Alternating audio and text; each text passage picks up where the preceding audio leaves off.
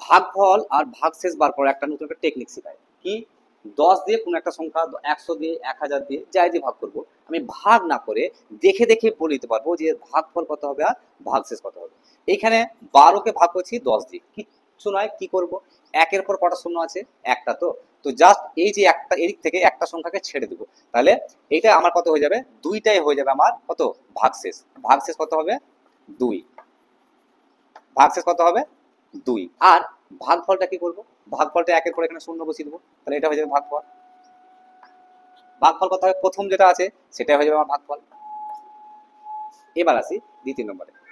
আশা করছি সবাই হয়তো মাথায় একটু বোধগম্য হলো না, আমি একটু ভালো ক্লিয়ার করে দিই। যেমন এখানে আছে 25কে আমি ভাগ করছি কত দিয়ে, 10 দিয়ে। তো আমি কি বলেছিলাম, 10 দিয়ে যখন কোনো সংখ্যা ভাগ করব, তো এদিক থেকে যখন সংখ্যাগুলো গুনবো, প্রথম সংখ্যাটা যেটা থাকবে 5, এই 5টাই হয়ে যাবে ওর কত, ভাগশেষ। তাহলে ভাগফলটা কত হবে, ভাগফলটা হবে প্রথম সংখ্যাটা।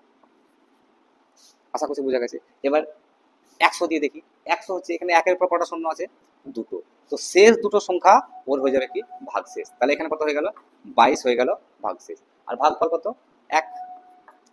এবার এখানে 1 না দিয়ে আমি 7 দিলাম, এখানে কত দিয়ে ভাগ করছি, একের পর কটা শূন্য, তিনটে শূন্য, তো শেষ তিনটে সংখ্যা এটাই হয়ে যাবে ভাগশেষ। 3 3 4 হয়ে গেল। আর ভাগফল কত,